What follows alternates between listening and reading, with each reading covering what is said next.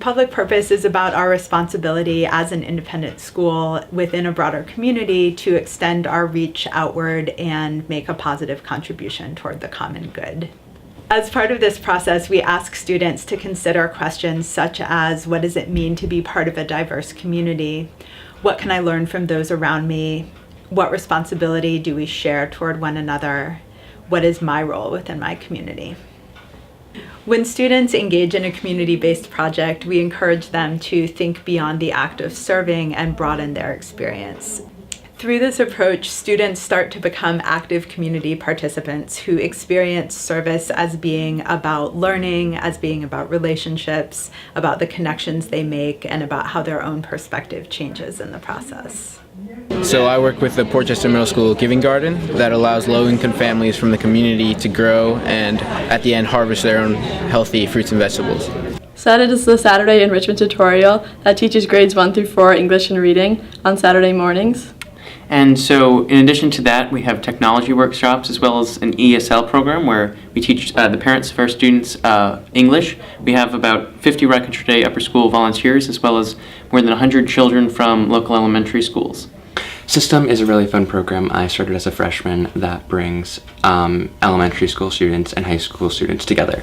So younger students who are interested in the STEM fields come here. There's a lot of emphasis on projects and group work, learning from older students, but also sort of developing their own ability to solve and analyze problems. Last year, the sixth graders participated in a community project. They created libraries during shop class and collected gently used books to give to individuals whom otherwise might not have ready access to them. So the middle school service days are an opportunity for kids basically to get exposure to a whole range of interest in areas of service that they may want to pursue when they get older.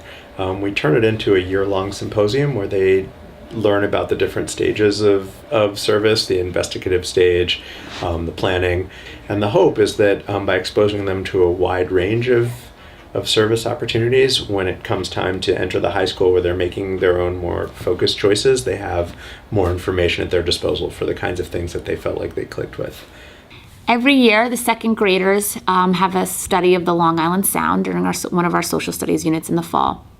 In this unit, we end up really focusing in on the environmental aspects of the Long Island Sound and the pollution of the sound and how they can take action to save it. One of the biggest projects that we do is a fundraiser to help not only raise money for the sound and the care of the animals there, but also to get out awareness and knowledge to the rest of the community about how to take care of the sound. One of my favorite quotations is from Howard Thurman, an educator, theologian, and philosopher. He said, "Don't ask what the world needs, ask what makes you come alive and go do it, because what the world needs is people who have come alive." And that's really my hope for students, is that by the time they leave RCDS, they've begun that journey toward figuring out what it is that makes them come alive.